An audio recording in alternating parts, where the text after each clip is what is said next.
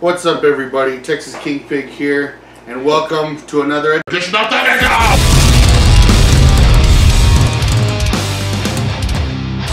I'm just kidding. 2 men enter, 1 man leaves. No, we're both gonna leave. We'll be fine. This is my buddy CryptiC CyniC. I just wanted to do my Whitney Houston there. This is not Thunderdome, but we got Mad Max, one of my favorite series, and they came out with the new movie Mad Max Fury Road. And when I started collecting these Funkos, I was like, they need to make Mad Max ones. I was actually like saying it for a while, like, oh, it'd be so cool if they made some Mad Max ones. And then here they are, finally. And the only thing I'm disappointed about, they have Funko vehicles for a lot, you know, like James Bond, we had the Aston Martin. Ghostbusters, you have Ecto-1. You know, the A-Team, I have BA's van. You know? It's like, dude, this guy, Immortan Joe, he drives the Giga Horse in Mad Max Fury Road. And it is these, like, Cadillacs welded together on top of each other, monster truck. It's like, it's still the my like homepage banner on my Facebook, that car. And you know, everybody loves Mad Max's car also, so I don't know why they didn't come out with that for either one of them. This one I could understand, it's gonna be like this monster truck instead of a small car, but I mean the movie is about him and his car. It's like making Knight Rider, but only having, it was like Burt Reynolds, or no, I'm thinking Smokey and the Bandit. You know, like but same thing. You know, without the Pontiac or, you know, the Firebird. Yeah. It was like, why didn't they do that with them? I don't know. Whatever. I'm thankful anyway for the Funkos that they did make. And that movie was like one of my favorite movies. I watched it. It's probably the most watched movie in theaters for me ever. I watched it like 5 times because I watched it, and then everybody who I found of my friends who hadn't seen it yet, I told them they had to go watch it and invite me to go with them because I wanted to see it again so bad. So like, I went on a trip with my my buddy to Oklahoma, and his family was up there, and like it had just come out, and I'd just seen it. Like, have you seen it yet? Like, no. Oh, let's get everybody together. Let's go see it. You know. And then we came back, and like my other friends, like, no, we haven't seen it yet. Oh, let's go. Let's all go. Let's go. Let's go. And I ended up like watching it 5 times. And then again in like dollar theater, you know, like, you know, it was like 2-3 times in regular theaters, and then like 2 more times in dollar theaters. It was like, so cool. Mad Max, the trilogy. How familiar are you with that? You know. No, not really. Not me either so much. You know, another thing that I got into later, and for the most part, the original Mad Max, there's a lot of the American audience that isn't really privy to that in the first place. They think that, I don't know, they think or whatever. Anyway, they made the second one, they called it the Road Warrior instead of Mad Max 2 because they were thinking like that American audiences at that time, you know, hadn't seen Mad Max 1, and so that they're gonna be like, Mad Max 2, what is Mad Max even at all? You know, the start, Mel Gibson's start of being an actor. And what a roller coaster that has been. He's made some good things. I have a Funko of Braveheart as well.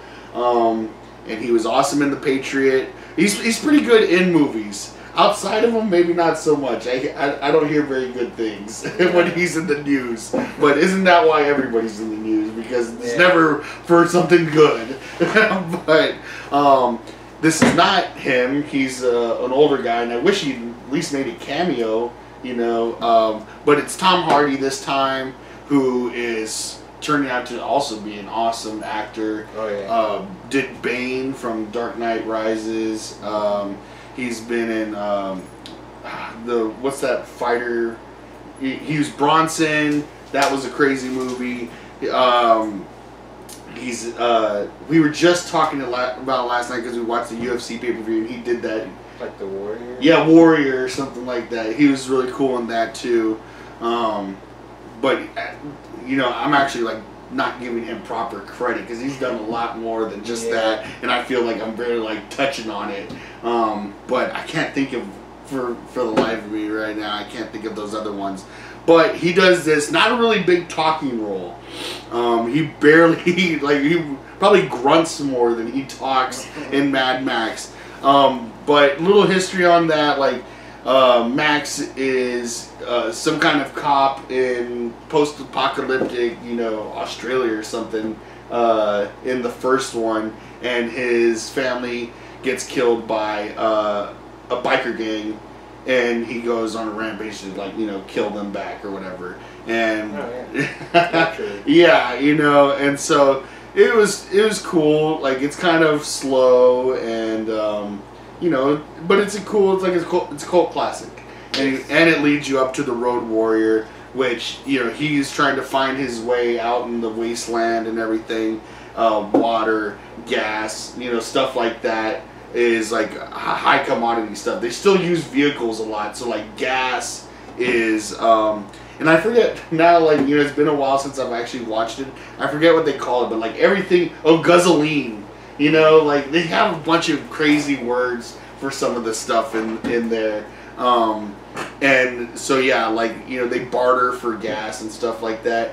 The Road Warrior, one of the coolest things at the end is it has vehicle combat, where, like, they're trying to move this truck that an enemy gang thinks is, you know, they have a bunch of gasoline, and they're trying to transport it. And, you know, so they're, like, have people attacking this convoy. And so, like, it's vehicle combat between the convoy and the gang attacking. And at that time, it was, like, the longest action sequence of that time. It was, like, a 13-minute long vehicle chase action scene. And it broke a record at that time. And me and my friends were joking about, this movie is like the reverse. There's like 13 minutes of not vehicle combat, and the whole rest of the movie is just like guns and cars, like full blast as much as possible, and fire and all the big drums, all this other cool stuff. And so, like, it was you know, really, like, pumps up your adrenaline and stuff. And so, like, that's definitely, you know, I guess that's my adrenaline limits. You know, I'm not trying to go skydiving or ride a roller coaster, so I get my kicks off Mad Max, you know. But, like, it's really cool, you know, the world that they created. And another cool fact about it, Morton Joe, which one of the coolest looking dudes in there, really crazy design of a character and bad guy. He is actually the same actor that plays the main bad guy from the very first Mad Max, Toe Cutter. He's the leader of that biker gang that kills Mad Max's family. They got the same actor. And so, not the same character that he's playing, but, you know, it's so crazy because it's like, you know, I wish I looked up the dates and see how many years apart it is, but it's so cool. And watched it at Alamo Draft House one time, and even had him and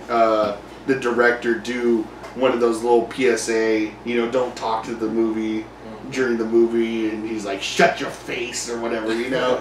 Says some cool stuff. Yeah. But, you know, really cool character in the movie. And so this started opening up a couple of these while we're talking about him, I guess. Capable, yeah. It's one of the 3 wives that escaped or something. Yeah, 3. I don't know if it's 3 or 5 maybe.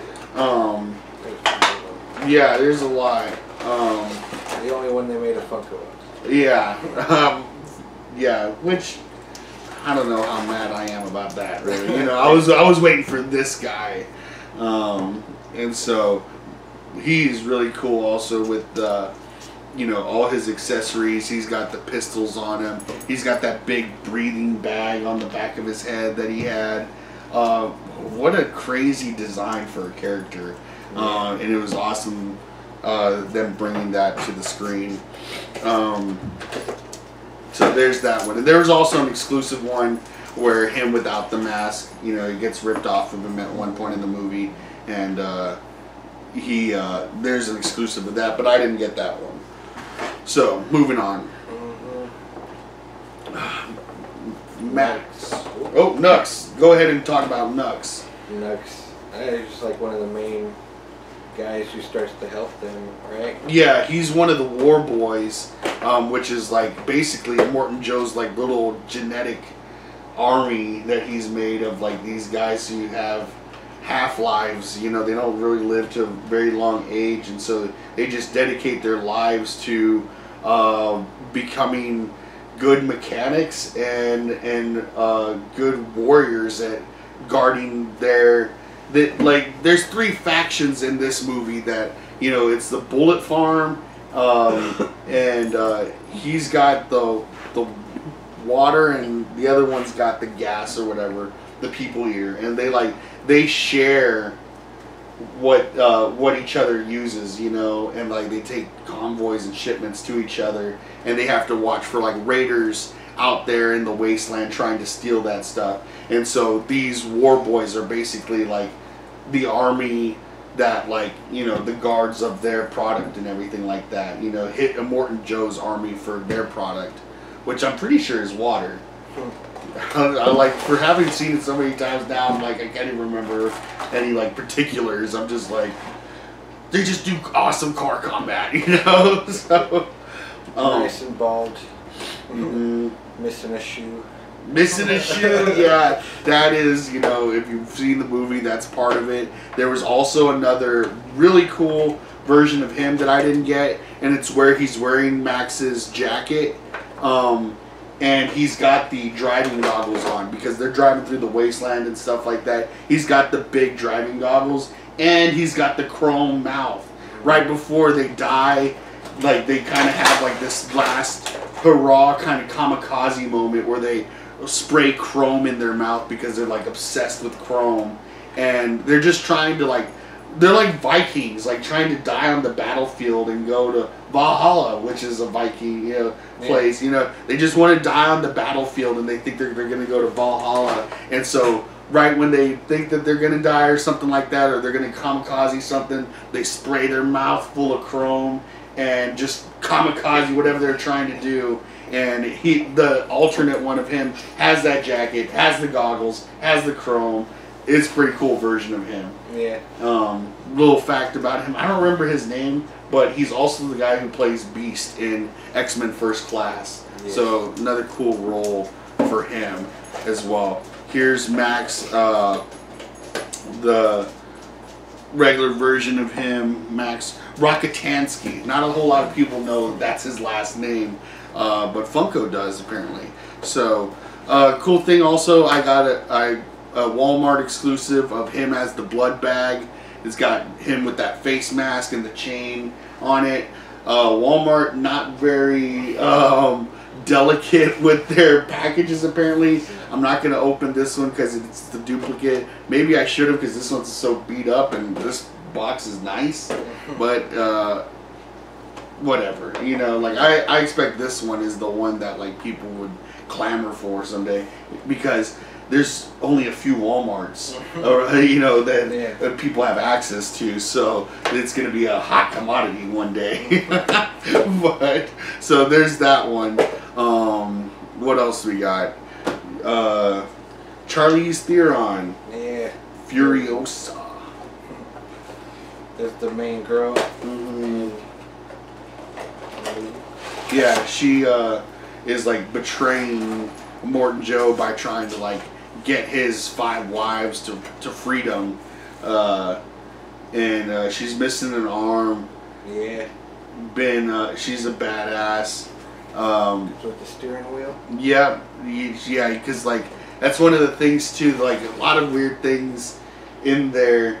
Like they all hold on to their own steering wheels and stuff like that. So like Nux is like really sick at the beginning of the movie, and like his partner, when they're about to go to, you know, on a run or whatever, you know, his partner goes off and grabs his steering wheel, you know, and he's like, "What the hell are you doing? That's mine." And he's like, "You're too sick to go play war," you know, like, and that's their mindset too. It's like, if you're too sick, you can't play war, you know, and it's like, play war. They're like, it's just a game. Like they're super, and like it's brutal, killing each other, you know, and they're young guys and stuff, and so it's just like an interesting, you know, world that they have created there. And yeah, like, you know, when Furiosa goes up to the rig, she's carrying her steering wheel with her, and she puts it in, you know, because I guess that's what they got to do to make sure nobody runs off with their vehicle, you know, kind of thing.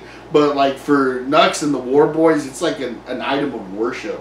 You know, like he says like a little prayer to like, I don't remember if it was like a stack of engines or something like that, what he's praying to, but he's like, by my dirge V8.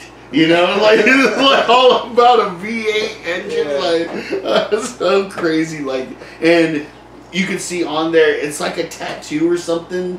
It's or scarring, and it's like it is like an engine or something like that. Like that's their scarring that they do. They make you know, engine blocks and stuff like that. Like that's what they want to get tattooed, a big engine block. Yeah. And which isn't that uncommon actually. You know, like I've seen people get, especially like motorcycle engines and stuff. I've seen them get those tattooed. Yeah. But what an appreciation. Standard vehicle mode is not that impressive. Right? Yeah, it's all like just big and bulky. Yeah. I guess if you're a mechanic.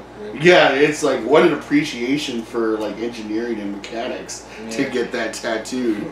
But so yeah, Nux really cool. Oh, we're going off of her. You know, it's her story that's kind of driving this, and Max meets up with her, and they kind of team up to go over, you know, like to get themselves to freedom kind of thing as well, because Max is a prisoner, you know, with this blood bag thing, you know, and it just leads to, because she's driving that big rig, and so that's the thing that they're convoying, but it's decked out to be, you know, like sturdy and, you know, a war vehicle, and so like it holds up against all these other attacks and stuff like that. So much cool combat.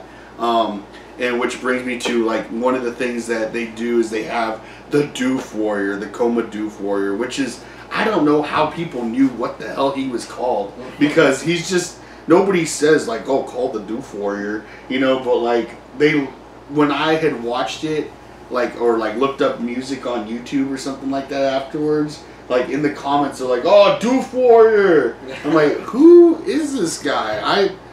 I still don't know, really, you know, how they knew that. But anyway, they just have this guy on a truck that's like basically just dedicated to being like their war drums. Like it's just an 18-wheeler with like, you know, like 10 guys on like huge drums in the back, and he's just playing this crazy guitar, just soloing the whole time in front of a bunch of speakers as they're like on their way to like, while they're playing war, you know, it's like, hey, you want to just listen to a bunch of engines? No. They want to listen to, you know, they want to scare those chicks away with that. If you seen our Motley Crue episode, they're scaring those chicks out of the wasteland with those high guitar pitches. That's why she's running from it. That's why she's running, yeah. As soon as he shows up and stuff, and that starts, like, it's when like the adrenaline gets pumping, because like they just have like this awesome overshot where they like come up on the back of that truck, and there's these guys beating on these drums, and like so the drums start up and it comes around the front of the truck, and there he is just like starting to go off on that guitar, and it was like, holy crap, this and then you see a side view of that army chasing the convoy, and it's the army of vehicles that they sent out against them, and it's just like all these like awesome decked out with like war, you know, like armored vehicles, you know, like just trucking through the sand together, and he's like playing guitar all crazy, and he like when he hits a certain note, flames come out of the freaking top of the guitar, which I got the exclusive from Target here, and it's when he takes off, you know, like he loses his mask there, but the cool thing about it is he's got the fire coming out of the guitar there, and that's a cool part. And losing the mask, gosh man, he is a crazy looking dude. He's got no eyes. It was nuts when you see him up close. But all these dudes look crazy, you know, kind of thing. But very cool character. Another super interesting, creative character that they created for this world, and is awesome that they have in this movie.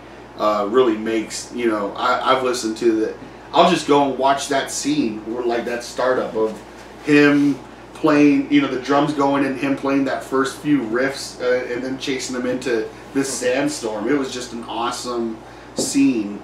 So, and another cool thing to go off of that is Conan O'Brien. If you're familiar with the movie, Conan O'Brien went to Comic-Con dressed up as the Doof. Like, they did a whole bit on him. And, like, if you've seen the movie, go look up Conan O'Brien going to Comic-Con Mad Max, because, like, his buddy, like, rocks the Morton Joe mask, and then he gets on there and he's like soloing, and he's all pale as hell just like this guy, and he's up there soloing, but he's like, this guy's like just playing like crazy stuff. Like Conan O'Brien goes up there and he's like doing like real soloing, like you know, but like it's so funny because he looks the part. Like they do little jokes like, I can't really tell where I'm going because I can't hear anything over your guitar playing, you know, like I can't hear the GPS, you know. It's real stupid. He's trying to drink coffee, but he's got this crazy face mask on, you know, like stupid crap like that. If you've seen Mad Max Fury Road, you should definitely check that out too. And another funny spoof on it is Yakety Max or something like that. It's like the Yakety Sax song. They have an overdub of that, like a metal version. They put it on top of clips of Mad Max, and it goes perfect. And it's like called like Yakety Max or something. Look that up on YouTube as well. It's so funny, and it goes so perfectly too. So I was like, that was a real awesome find to find after that about the movie, and I liked watching that as well. It'll get a good laugh out of you if you go check that out. Couple things left. If you want to open up the Valkyrie here, that's one of the women that they meet, helps them out, and you know, is in like the kind of final assault or shootout or something like that. And here I got an exclusive, which I'm gonna go ahead and open anyway because I don't have his character anywhere else. Is Rictus, Morton Joe's other son, this big brute of a dude who is like, you know, kind of like the underboss that Max has to face or whatever, which he doesn't end up facing. Like Nux is the one who ends up facing him more, really. But he has a funny line where when they get the baby out of the dead girl, like, I had a baby brother and he was perfect in every way. You know, he's kind of had like, you know, you could tell that like his character, even though being an adult, is underdeveloped mentally, you know, because he's like, they're trying to lose us, Dad. They think they can lose us, you know, like you could tell he's a little bit mentally, you know, underdeveloped, which isn't uncommon in the Mad Max world. If you've watched Beyond Thunderdome, or yeah, I think that's the name of the one that I was quoting with Whitney Houston and everything, that where he's there, Master Blaster is like, you know, this genetically, you know, like a little person or something, you know, on top of this big dude who's like a big bulky monster, but when they take off the mask, he's, you know, like you can tell he's mentally disabled. And nobody knew that. They just thought he was like this big brute, you know, kind of thing. And I think, you know, I should have got the Mad Max Rick and Morty. I have a Mad Max Rick and like Hemorrhage or something like that is from that, and nice. So, see, I mean, even they made it for Rick and Morty. They made a vehicle, you know, like why make his vehicle? Come on. So, like, here's, you know, cool too. It's enough pop culture that Rick and Morty, you know, that's a huge show right now that like people are getting a little crazy about, you know, all like how big of a fan they are for it. But I think it's cool. I think it's a cool show, but I'm not like as diehard as some of these guys are. It's getting to where it's annoying other people how diehard these fans are of Rick and Morty, and I'm afraid they're gonna kill the show because of that, you know. But oh look, you know, even excuse me, on these little tabs, you know, she thinks she can lose us, Dad. It's like they have these like quotes from some of these guys I don't know if all of them have a specific quote. My property, yeah. Wow, cool little extra thing here. It's got a quote. Says, "What a lovely day." What a lovely day. We are not those things. This one says, "What a lovely day. What a lovely day." I wonder what this guy says. He doesn't say anything. And it's just musical notes. How convenient. Yeah, they got me.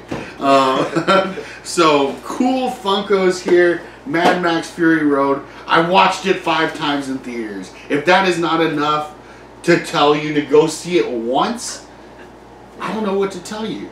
You know? So, go check it out. Get ready for some awesome car-to-car combat and some crazy characters to show up, and less talking, more fighting, killing, shooting.